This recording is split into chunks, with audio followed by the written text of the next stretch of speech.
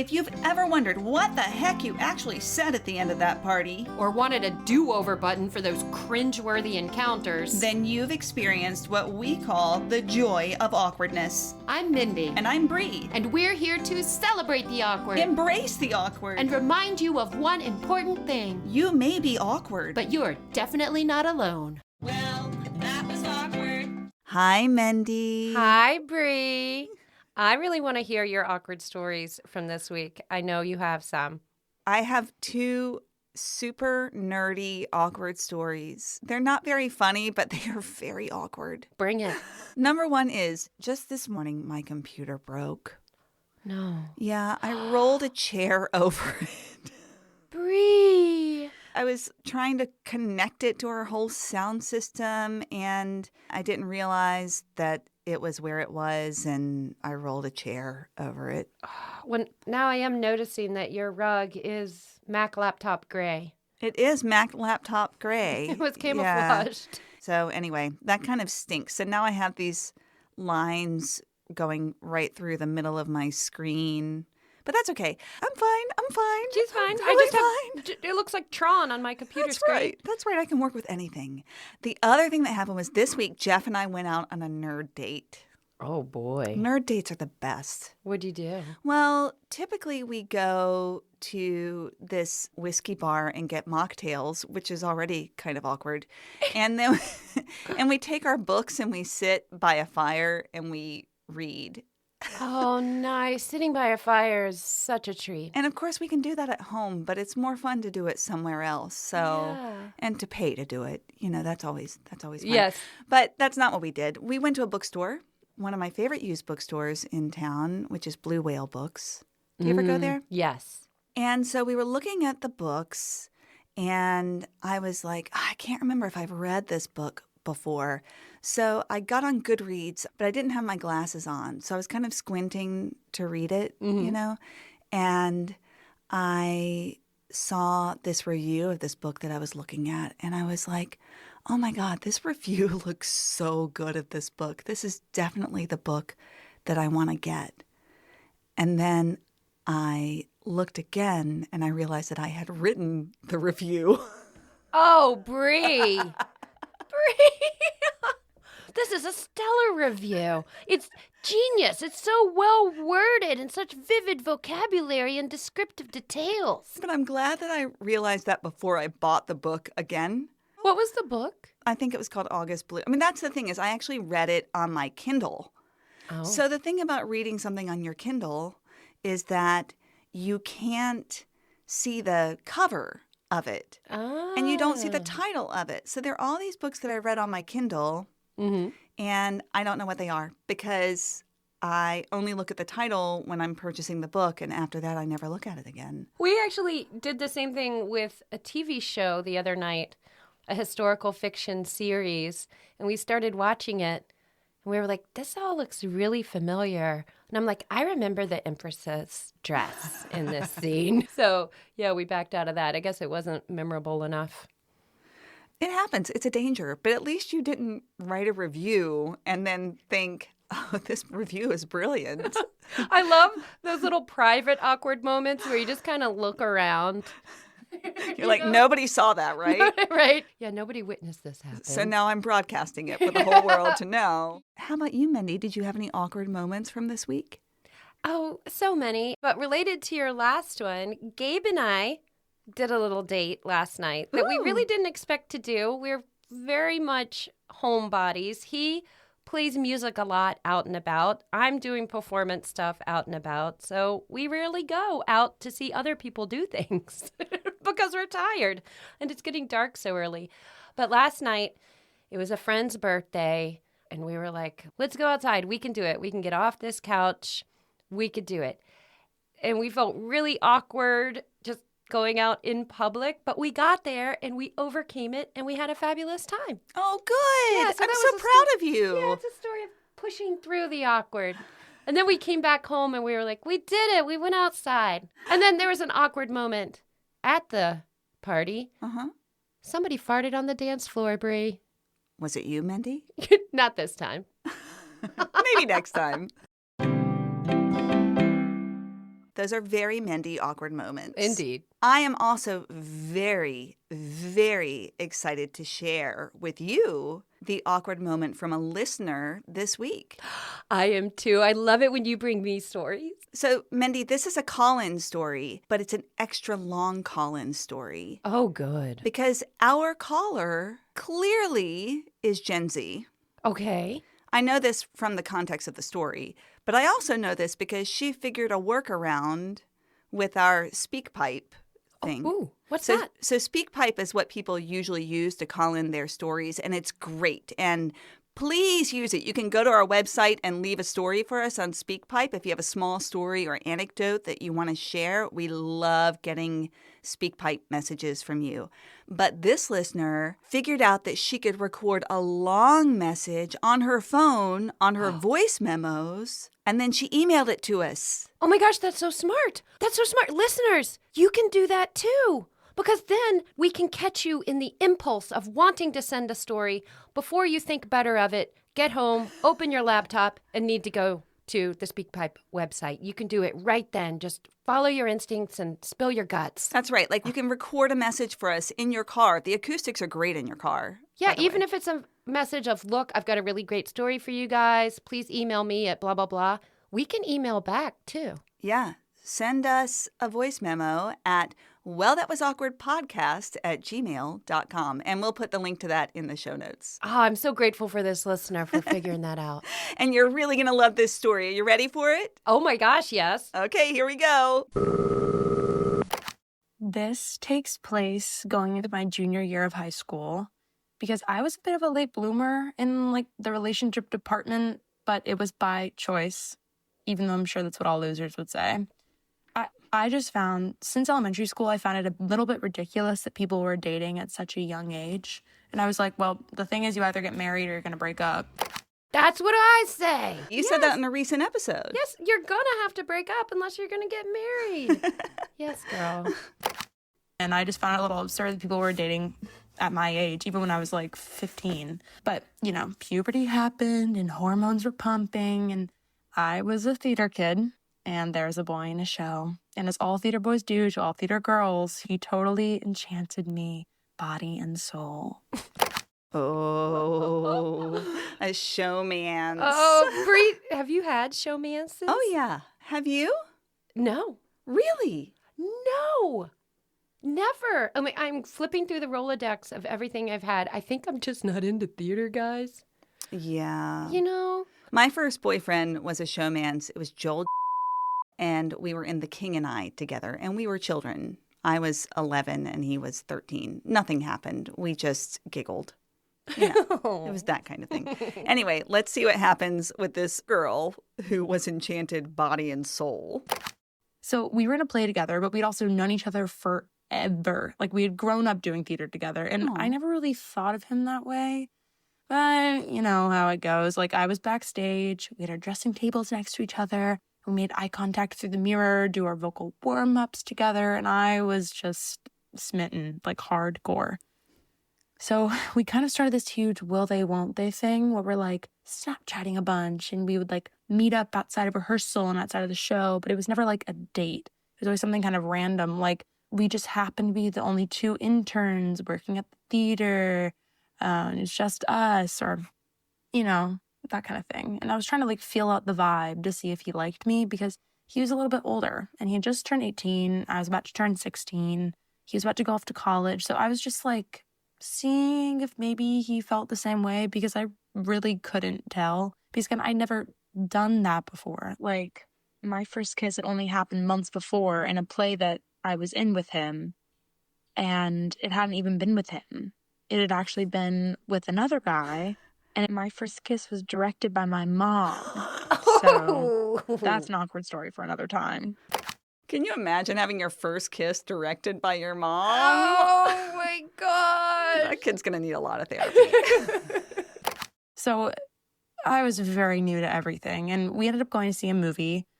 We went to go see, oh my gosh, what was it called?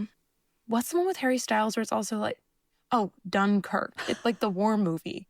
We had to go see freaking Dunkirk. So you can guess who chose that one. If you had to choose a first date movie, what would it be? Oh, I don't like scary movies, but I think it's supposed to be a scary movie so you get that, you incite in them those sexual love feelings. We've talked about that before, like the danger feelings. Mm-hmm. And so you can grab him and stuff like that. I think that's the technique, right? What would you pick? I don't like making out in movie theaters. I have to preface it with that. I've No, never liked it. I don't like that either, but the scary movie can start the hand holding. Totally, Right? totally. You know? I think my daughter had the best idea for her first movie one What? time. She went on a date with this guy to see The Quiet Place Yes, yes. We just rewatched that on Halloween. because it does both things, right? It allows you to have those feelings of fear and to get the adrenaline rushing, but also it's so quiet that there can be no hanky-panky. Oh, nice. So it's the best of both worlds. Anyway, that's the advice that I learned from my daughter, I love it. just in case I ever go on a first date. Again. movie. And there's 3 Oh. quiet places, so you could go on 3. We were the only 2 people in the theater. And I was like, oh my God, this is it. Until like the lights are dimming and then this one old man walks in and sits right behind us. So nothing happened the entire time. I think her mom paid that old man to come in. What do you think? Right. But he drops down for cross country practice. I say goodbye. He goes off. And I'm pretty much like resigned to the idea that nothing is going to happen. But something compels me, whether it was my mom's advice or my friends or whatever it was. A couple of days before he goes off to college, I text. And this movie had just come out, like this rom-com, Lovesick. And I'd seen it with my family and it just kind of reminded me of the 2 of us. I really wanted to go see it with him. So I asked him if he was free. And I said I owed him a movie before because he bought my tickets to Dunkirk, which, I don't know, I just really didn't see it as a date, But I ended up convincing him. It takes very little convincing. But he says yes to go see the movie. And I'm beyond thrilled. Like, I'm so excited. I ask him which seats he wants. He picks the ones in the back row. This doesn't raise any flags at all. Oh my gosh. Oh, that old man can't sneak in behind you back there. Nope. He thought ahead that time. Like, I don't even think it means anything. I'm just like, oh, sure. Like, good view, great view of the screen, sure. So it's the night of the movie. We walk in, we sit in the very back row. And as we're watching the movie, he keeps like whispering little things to make me laugh. And I'm just like giggling, but also like, okay, watch the movie. Like, I'm trying to get you to pick up my signals. So stop talking to me and start paying attention to the movie. Oh my God, poor baby has no game. Talk about picking up on signals, girl. She is serious about her movie. Yeah, there's a message in the movie, I assume, that she wants him to get. I'm sure. Have Yeah. you seen Lovesick? I don't think so. Should I? It's cute. It's a cute rom-com. Yeah.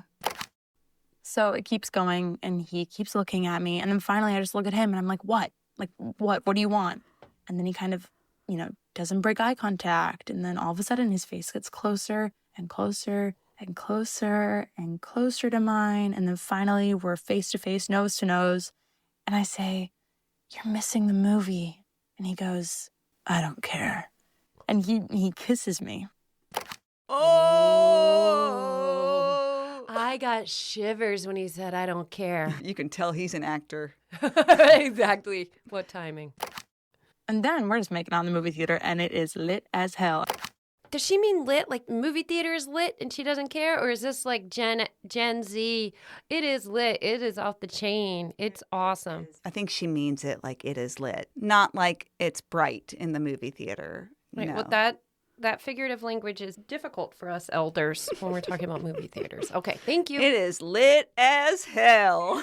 And I'm like, this is the most amazing first kiss story ever. This is incredible. I'm so happy. Like, I'm over the moon excited about this. And yeah, so basically that night happened. It's epic. But the problem is he's leaving the day after. Like, not the next day, but the day after that. And I was like, he had all this stuff to do. He had to pack. He had to hang out with his family. So it was the last time we were going to see each other. And I was really, really broken up about it because I just wanted to keep seeing him. And so the night before he leaves at like 10 p.m., which to me was bedtime. Aww. She's 16? I think she's about to turn 16. That's what she said. He texted me and he's like, what are you doing right now? And I was like, I don't know, whatever, doing homework. And he said, I need to see you. And so He drives all the way from town, just like a 15-minute drive, but he gets there in 11 minutes. And he gets back to my house and, I sneak up to his car.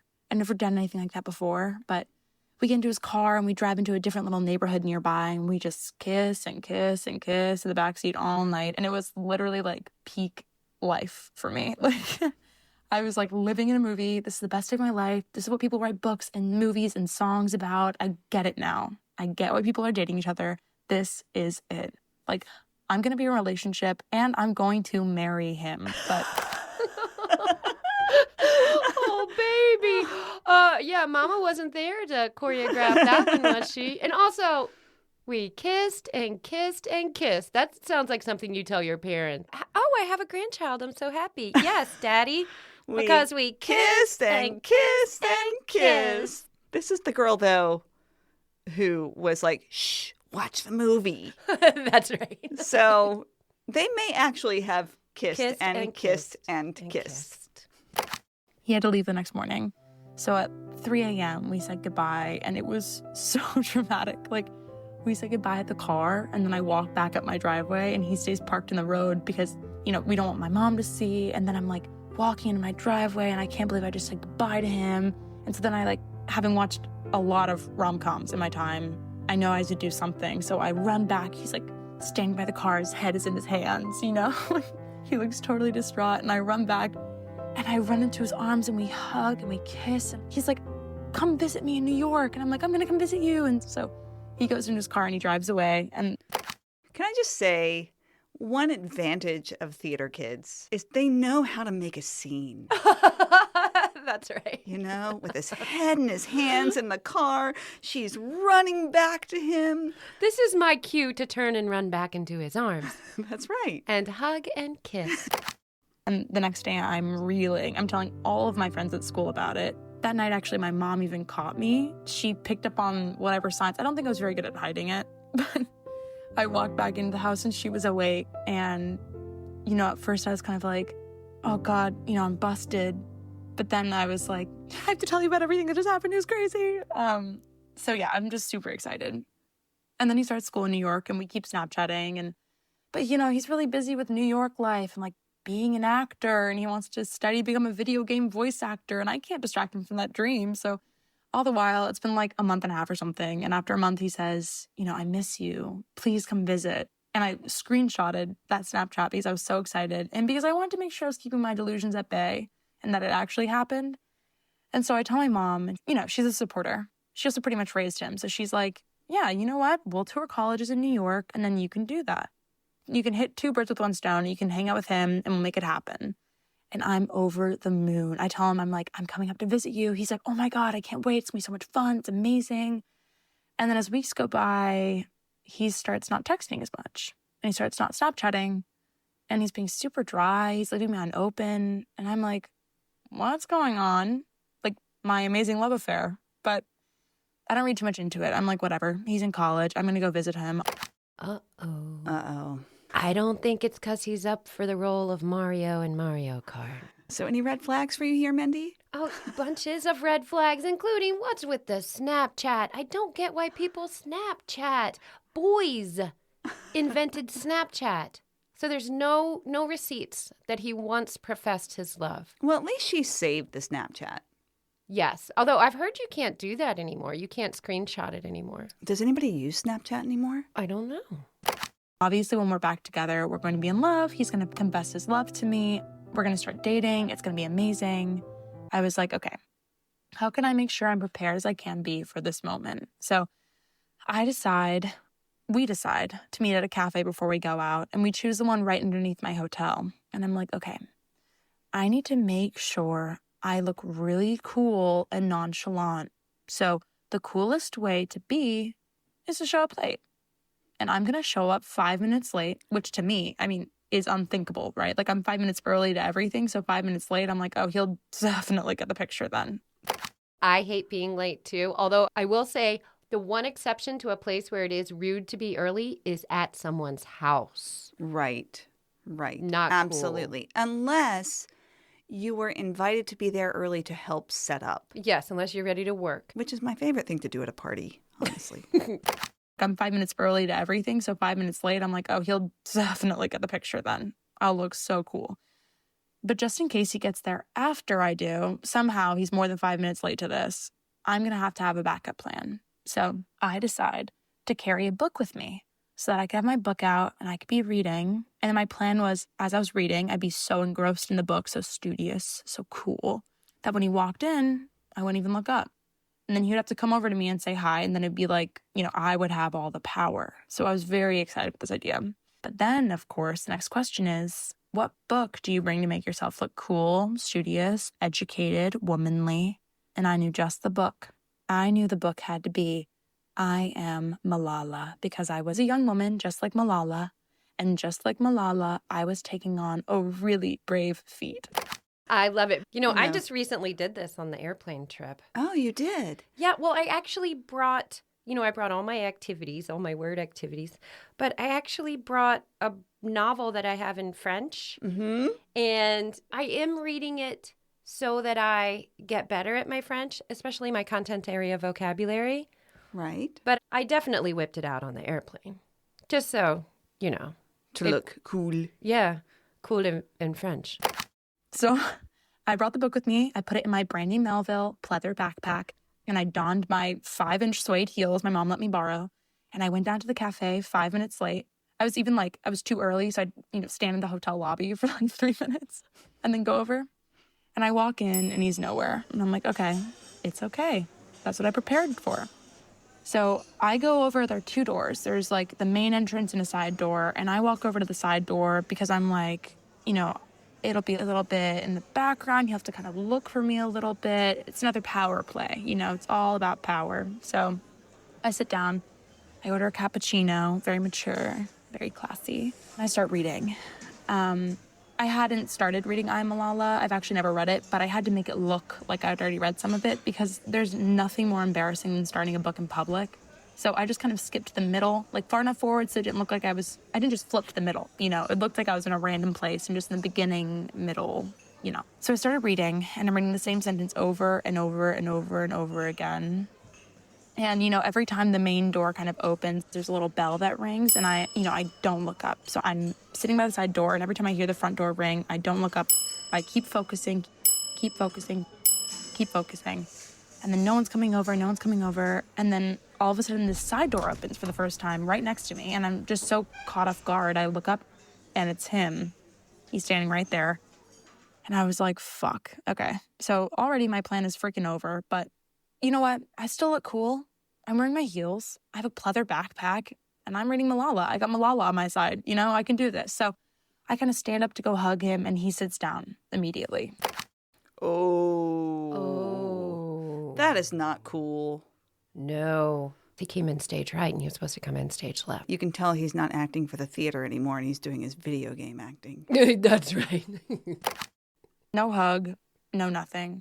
Remember, the last time I'd seen him, I'd run into his arms to he embraced me. Basically, it was like a dirty dancing moment. It was the most romantic thing I'd ever experienced.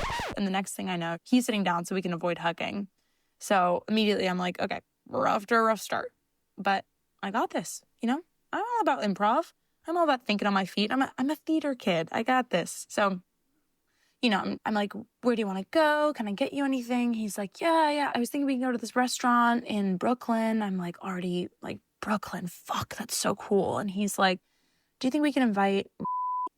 Here's the context. He was this girl who was older than me, older than him. They went to the same college and they did theater together. We all did theater together.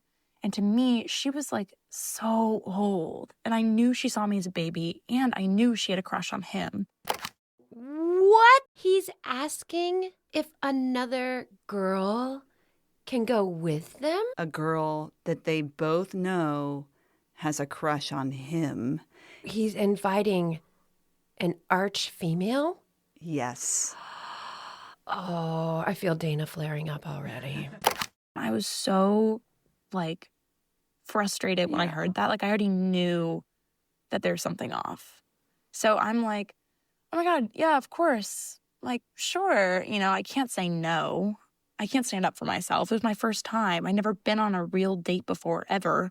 This is basically the closest thing I'd ever been on like a date except for a movie date together, which I didn't even think it was a date because I was so nervous. So I say, yeah, of course, invite her. And he says, okay. I texted her, or I think he texted her beforehand or something, just like without my permission. And he said, why don't we walk toward campus? Then if she's free, we can go pick her up. So we're walking, we're kind of making small talk. He's like not really paying attention to me. He's checking his phone a bunch.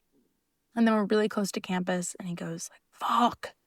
And I'm like, what? And he says, she's not free. She's busy. She's in class. And on the inside, I'm like, yes, okay. The universe is on my side. It's going to be okay. I can still win him back. But outside, I'm like, oh, sorry. Ugh. But you know what? We're going to have a great time anyway. Bree, I'm going through so many emotions right now. Tell me, Mendy, what are you going through? Well, he's being a turd. But she's so young and she has so much hope in her heart that she's still hanging on to every scrap. Oh my gosh, I wish she'd had mom in an earpiece. Yes. Yes. Just like, no, abort. We get to the train, we go out to Brooklyn, and he takes me to this little restaurant, and it's like the least romantic thing you've ever seen in your life. It's like I think it's like a fried rice place, but it's like essentially a glorified Chipotle. Like they're making it in front of you, not in a cool hibachi way. It was almost like watching how the sausage gets made. Like it wasn't hot. It wasn't sexy, So we're watching like this guy do it, and then all of a sudden we hear, and we look up, and it's these two college-age men. To me, they had beards. I was like, they're old as hell. So they walk up. They're like, hey, man, what's up? Like, good to see you. And he's like, oh, yeah, it's good to see you too. And I'm sitting there kind of just smiling. And then the guys stop, and they're kind of looking at me, and they're looking back at him. And it's silent, completely silent. No one's saying anything. He's not introducing me. I don't really introduce myself. One of the guys, after like probably 30 seconds, goes, hi, I'm like Tyler. Hi, I'm Tyler. It's nice to meet you. And I say, hi, I'm from and he goes, yeah, she's a friend from and I'm like, friend. Wow. Cuts like a knife. So they leave shortly thereafter. We finish up our fried rice. Also, it's like never going to be romantic if it's a meal that gassy. Like, come on. It was a toughie all around. And I knew it too. So they leave and the bill is delivered and, we decide we're going to split the bill. But then we find out it's cash only. And then I didn't have any cash on me because I'm like a high schooler, and so he has to pay for it. And so now I'm secretly like, yes, okay, now it's officially a date, But then he turns to me right after he pays and he goes, do you have Venmo? I cannot believe that. I know. It's really low. This is the most awkward date.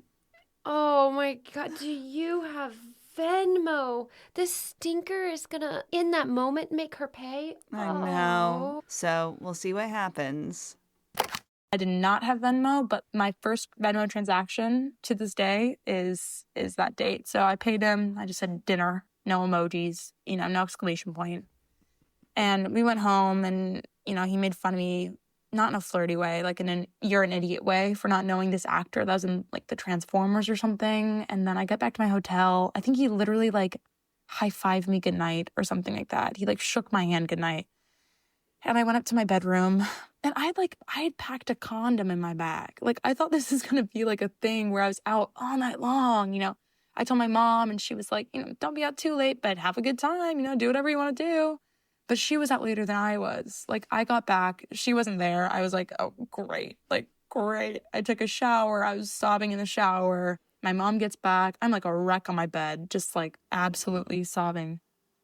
And then she holds me and she's like, I think she got me some ice cream or something. And she was just very sweet about it. But it was a really tough night for me. Well, that was awkward. Oh, to get home before your mom does. I know. Heartbroken in New York City. Mm-hmm. Oh, what happened next? Did she tell us? She did. And then actually a couple days later, I was taking the airplane back home and I was still so distraught. I was like crying in the airport listening to Adele and Sam Smith. But they ended up promoting me to first class. So sometimes it's worth getting your heart broken for a little extra leg room. Oh my gosh, I wonder if they promoted her because she was so distraught. I'm going to pull that next time. What a treat. I Too bad she know. couldn't have any free hooch. That's true. And I wish that she had been treated that way on the date. Yeah, she should have had a first-class date. She should have had a first-class date. I really feel for her. She does let us know what she would do differently if she were to go back. Yeah. You want to hear? Yes. If I were to do it again, as soon as he mentioned the other girl and I saw how obviously something was up, I would make up some excuse and call my mom and say, "Hey girl, what are you up to?" And gone hang out with her instead, because I know we would have had a good ass time hanging out, going around the city, trash talking him all night long. And then it would have been like my choice, my decision.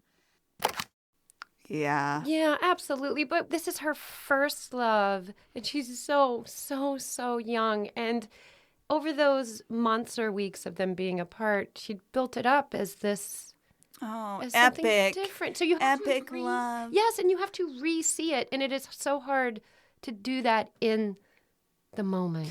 It is. And because she's a theater kid too, she's probably used to narrative structure of stories like this, right? So I'm sure that she was justifying all of these little negative things as this is part of the montage of things going wrong before they go right. Like that has to happen. This is the quirk. So If only she'd watched like Sophie's Choice and irreconcilable differences and yeah.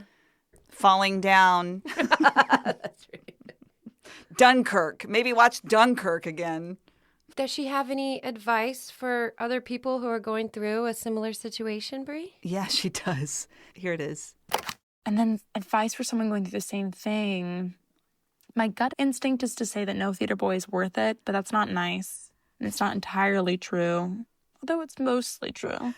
But I would just say that, don't download the Venmo app. Keep strong. It's going to be okay. And you're not going to care as much as you think you're going to care.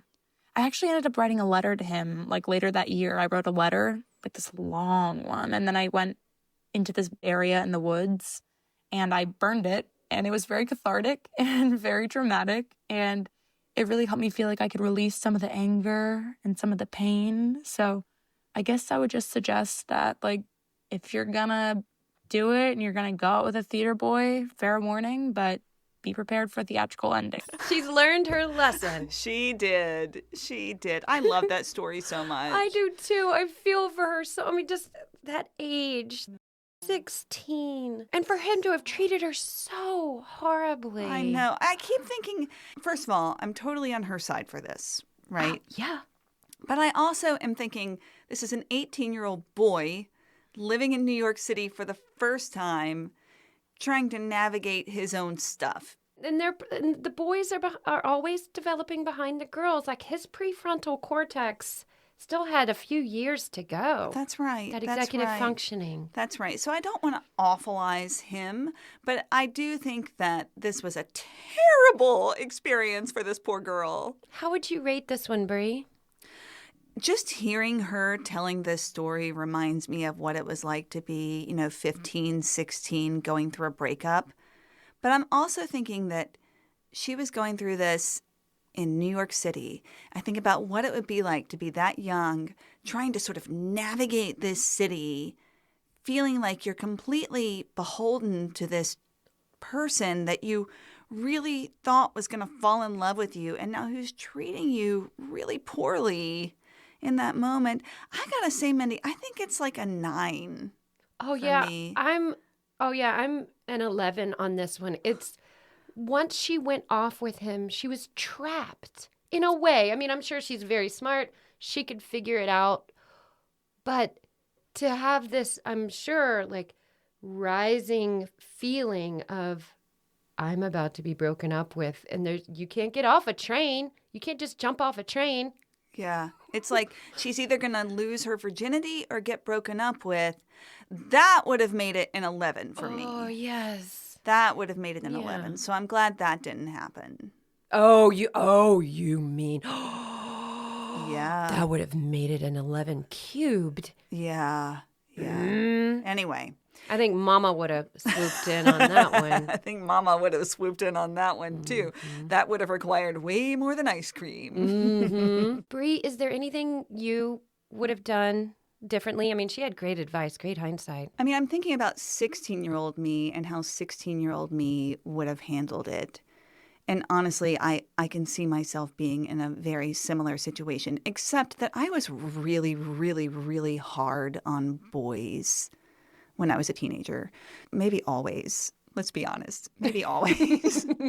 So I probably would have started giving him a hard time from the get-go, just because I don't think I was as sweet as she was. If I felt like somebody was gonna be mean to me, if girls were mean to me, I would have tried to get them in my favor. Boys, once they were kind of mean to me, they were done. Like I would pick on them, and of course that would make them like me more, and that was a whole thing. So that's probably what I would have done.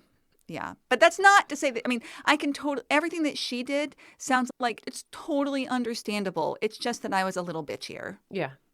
How about you?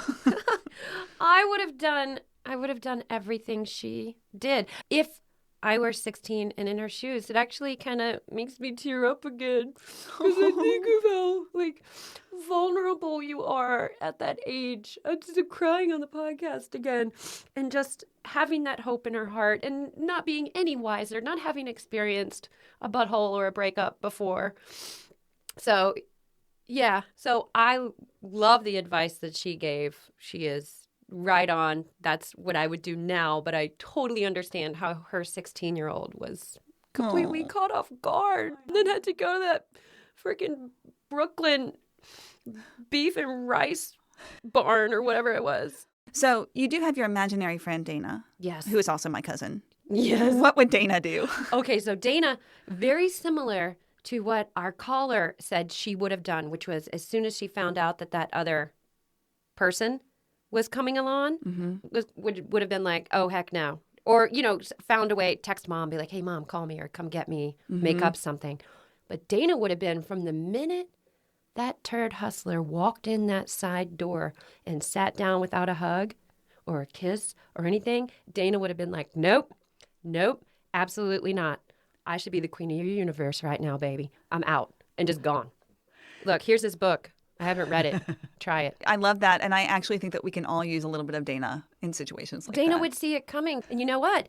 Dana would have gone upstairs and gotten her mama, big Dana, and brought her down there so they could both give that boy a piece of their mind for wasting their time. They could have been doing all kinds of wonderful things that Dana's love to do in New York City. Times Square, the Hard Rock Cafe, one of those tours, a double-decker tour. They could have gone to see Cats, if Cats is still on Broadway. Maybe it was back then. They could have done all kinds of cool New York City stuff. They could have been a couple of regular New Yorkians for the moment. I do want to give you an update, though, on our sweet listener. Yeah. She didn't include this in the voice memo, but I just want to let you know she's doing great now. Oh, good. That whole relationship is definitely a thing of the past, and she's moved on, and she is in her power. Woo! It's a beautiful thing to see. I think we're all much more in our power than we were when we were 16. I know. And Bree, I know you're still beating up on boys, so you're fine. You think we can do a jingle for this girl? Oh, yeah, from the hot hit new musical. Well, that was awkward.